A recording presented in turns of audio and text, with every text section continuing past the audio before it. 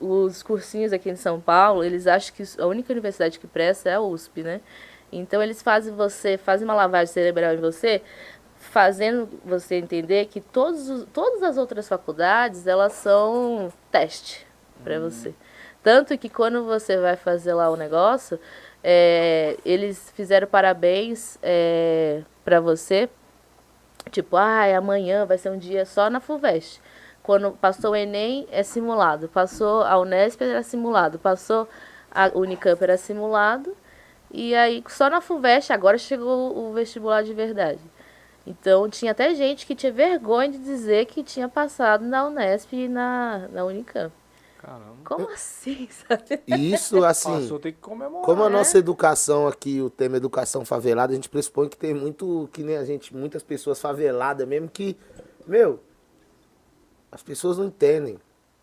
Essa é a dificuldade que a gente tem pra trazer pros nossos estudantes. Eles têm que começarem a compreender, mano, que pra entrar numa faculdade não é você jogar o seu RG lá na frente da universidade, eles vão te ligar não, falando que você foi aprovado e que se você pagar até o 5º dia útil você tem desconto e qualquer coisa o FIES vai pagar. Não, cara. Nós estamos falando de um processo onde algumas pessoas pagam milhares de reais numa escola e lá no final elas prestam uma universidade pública. E eles dizem que essa universidade pública nem sequer presta, eles dispensam algumas universidades públicas, né? E escolhem qual universidade pública que presta. E dentro desse processo tá aqui, ó, a Paula, né? Nós de Quebrada, favelado como? Tentando entrar, olha o processo, ao ponto de desgostar do que tava fazendo. Processo doloroso, né? Processo doloroso. E aí quando você fala, pô, agora sim, eu vou entrar na faculdade que estuda o tema de Quebrada. Lá é África, é preto. Pô, mano, não tem um professor negro, velho. Não tem. Você tá entendendo, mano? O processo aí, quando você chega lá, mano, que você achava que era só você ter o acesso, é o que o Frei Davi fala, a Educafro fala, né? Sobre a ideia da permanência. Não adianta só você jogar esse adolescente lá depois de ficar tantos anos sendo massacrada, pisada de todo lado, velho. Aí joga lá dentro e acabou, não, mano. Não é assim, não. Então nós temos que repensar esses mecanismos, que eles são muito dolorosos, são necessários até que ponto, né? Vou dizer pra você que a Ana Paula, o que ela é como profissional, o que ela é como intelectual, professora, pelo que eu conheço, é que nós não vamos ter tempo aqui talvez de falar, mas, por exemplo, ela tem cada tema aí, por exemplo, a ideia de feminismo, feminismo negro, nossa, ela fala uns baratos que tipo, mano, interseccionalidade, eu falo desses baratos aí, você sabe o que é isso aí, mano? Então, daqui a pouco ela vai falar, mano. Você tá entendendo? Ela vai falar, ela só vai agora, assim, dizer só pra gente sintetizar aqui a ideia. Ela veio de lá, veio estudando, entrou num curso, queria estudar lá na FAO, Faculdade de Arquitetura da Universidade de São Paulo, colocar na cabeça que era no que presta. No resumo, ela foi estudar História na Universidade Federal do Rio de Janeiro. E aí, quando ela se deparou com essa realidade de uma universidade pública no Rio de Janeiro, uma faculdade que é conhecida principalmente por trabalhar o tema do negro, agora ela é a negra lá que não tem negro. Então, como que o negro resiste nesse espaço? Só tem um jeito. Vamos empretecer as ideias. E como é que faz, Paula? Como é que foi o processo? Aí a gente vai para os guetos. Só os guetos salvam. As quebradas. As quebradas. Porque o que aconteceu? Como eu queria estudar História da Arte, e aí eu comecei a entrar dentro das salas de aula, eu olhava assim, só tinha eu, de negra. Aí a gente passava por um negro, a gente se cumprimentava. Era meio todo mundo eu Cris. Era um negócio assim, muito... Cara, era surreal. Isso era 2013, hein? 2013. O SISU, ele possibilitou a entrada de gente que eram os objetos de estudo. O objeto de estudo deixou de ser um objeto de estudo e agora ele fala por si mesmo. É por isso que o meu Instagram é preto em primeira pessoa, porque eu não preciso mais que alguém fale por mim. Eu falo por mim. Então, eu estudo a Beatriz Nascimento e ela fala isso, que ela vai falar por ela mesma e vou falar em primeira pessoa sim, eu, na pesquisa, e ela morreu falando, e hoje colocaram ela como deram o doutorado para ela, o mestrado, mas na época não deram. Então, assim, sabe que é uma pessoa que estava à frente do seu tempo e tudo mais, falando uma coisa ali, gente, como assim e tal? Fizeram a mulher acreditar que ela estava louca, chamavam ela de louca e hoje dão para ela o nome de doutora, sabe?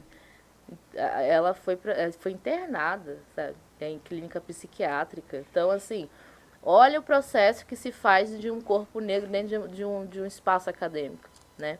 Então, para poder, aí eu comecei a observar isso e aí chegavam os debates, porque em história, né, a gente vai debatendo a construção do pensamento e tudo mais. E aí eu começo a falar, olha só, não é bem assim não. É porque você está falando de mim, da minha história, de quem eu sou, mas não é assim como você está falando. É contar do jeito dele, né? Então, aí isso começava a gerar embates. E aí, de tanto gerar embate, eu comecei a ter que me fortalecer.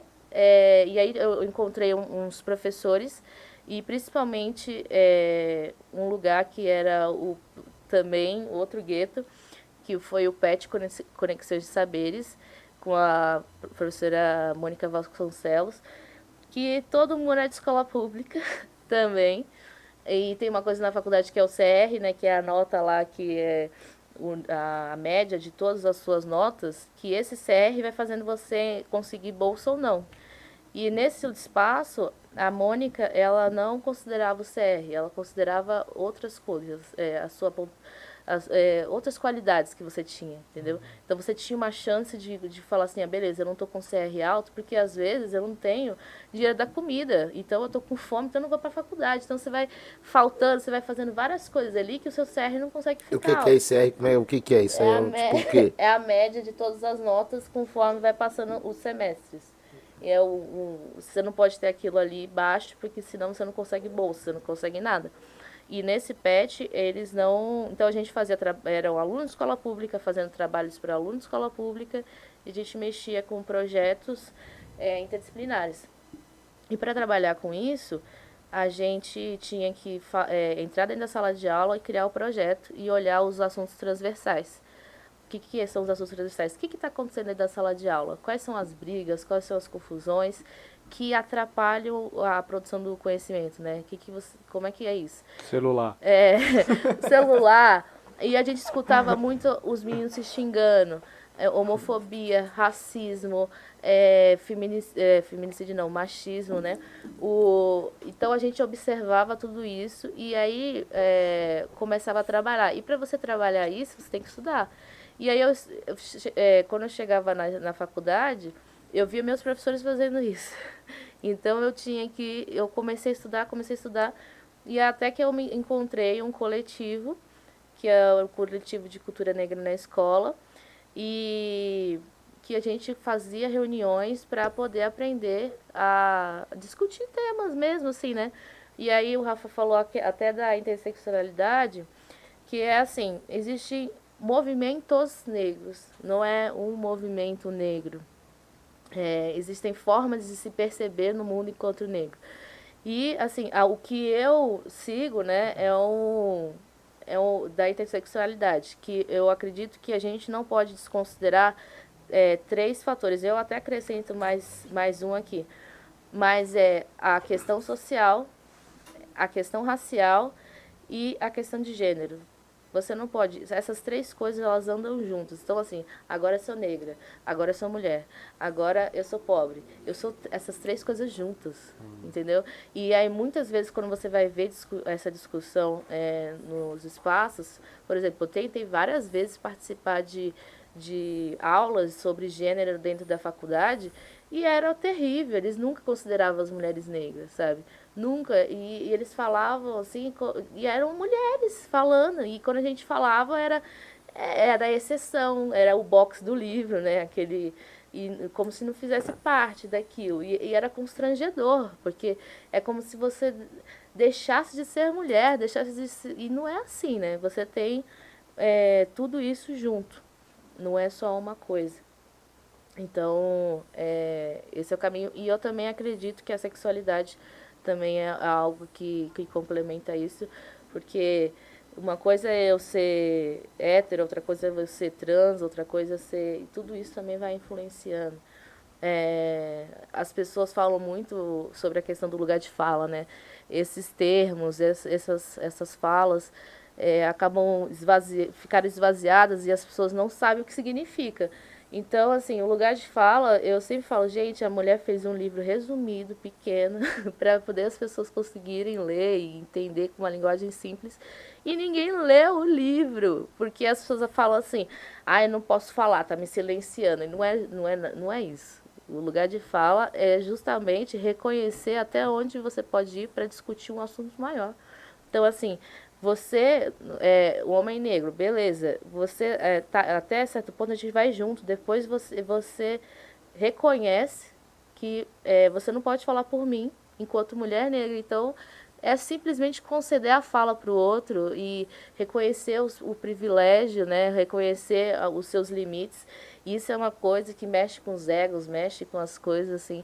Eu já até próprio no movimento mesmo, a gente se depara em situações onde os caras, até certo ponto, não, nossa, é isso, é isso, é isso. Depois o cara começa a ter uma atitude machista e aí você fala, você tá sendo machista. E o cara fala assim, não, que isso, não tô sendo machista, você tá enfraquecendo a causa. Então, são tantas, né, coisas. Mas, assim, é que nem a professora do meu filho aqui, eu falei, Emília, eu falei, pô, eu tenho, a gente já vem com isso desde novo, né? Eu tenho essa questão de machismo, eu tenho que quebrar isso dentro de mim, né? Tem umas ações que a gente faz, que às vezes a gente nem percebe, assim, faz porque já foi implantado, né? E aí eu perguntei como é que nós poderíamos fazer para quebrar isso. Ela falou, a primeira parte que você está fazendo é assumir, é reconhecer para tentar melhorar. Exatamente. Aí eu busco muito isso, eu brigo muito isso comigo mesmo. Que nem eu tenho um menino e uma menina. Aí eu fico vendo as paradas assim, eu falo, não, eu tenho que deixar a Monique fazer também, quebrar a cara ali igual o Murilo quebrou. Pulou o sofá e eu vou deixar ela quebrar também a cara. É mais ou menos isso, né? Exatamente. Não brecar a menina, né? Falar, não, é só um moleque e tal, não sei o quê. Porque você vê os livrinhos lá para criança e aí o menino pode ser aventureiro e a menina já tem que pensar na princesa. Hoje você vê uma mudança, mas de tanto encher o saco falando, olha só. E outra, também quantas pessoas têm acesso a esses livros diferentes, né? Porque são caros, são... os meninos que a gente convive e nas escolas, eles não chegou nem a turma da Mônica, sabe? Então, eu O gibi tá longe, né? o gibi tá qual banca de jornal que tem por aí, né? Deixa eu ver, no Capão Redondo. Lá no Jardim Guarujá tem quantas? Rapaz, Tem uma banca de jornal que não vende jornal. Ó, as bancas de jornais virou adegas, né? Virou adega e virou que vende tabacaria, né? Também. Virou adega e tabacaria. Então, assim, é muito louco você pensar em tudo isso aqui que a Paula tá falando e aí a gente falar, né? Em uma educação, por exemplo, a educação favelada, que eu coloquei esse nome assim para dar um boom na ideia, que a gente também pode falar em educação marginalizada, porque é uma metodologia mesmo de fazer uma metodologia, uma forma de se fazer educação na periferia, que acaba tendo que ser transformada. Você acha que uma professora que passou por todas essas experiências e tendo o conteúdo que ela tem, olha, presta bem atenção. A Paula, ela estudou.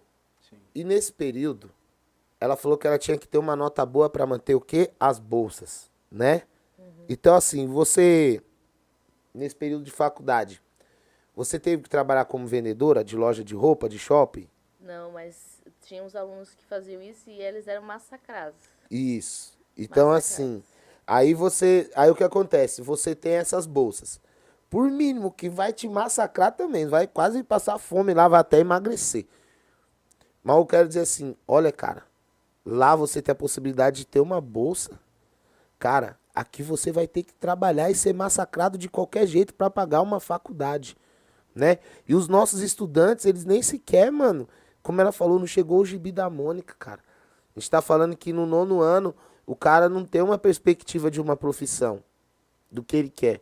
Aí me vem aqui, ou em qualquer lugar, uma pessoa e fala assim na minha rede social aqui, coloca uma foto de um cara urinando no mictório e uma menininha do lado, assim, sentada, tipo urinando num sanitário, dentro do mesmo banheiro. É isso que eles querem pra sua escola. Pelo amor de Deus, cara. Os outros tá falando assim, o professor tá doutrinando na escola, doutrina o quê, cara? A gente tá falando que não chegou nem o livro da Mônica. Como eu tô falando que eu vou doutrinar o cara, velho? Pra ler o Lênin, mano, ele não tá conseguindo interpretar o texto lá da AP, que é a prova do governo, cara. Como que eu tô doutrinando alguém, mano? Como que o banheiro vai ter ideologia de gênero lá, cara? Segundo o que eles falam, ideologia de gênero, que eu pressuponho que na cabeça deles, quando eles falam isso, acho que eles veem um enxofre, né? Sei lá, fervendo, o lago de chama. Cara, então assim, como que é isso, cara? Tão enganando o povo demais, mano. Tão enganando ao povo, ao ponto de que o povo não tá olhando pro que precisa, que é educar as suas crianças, tá ligado, mano?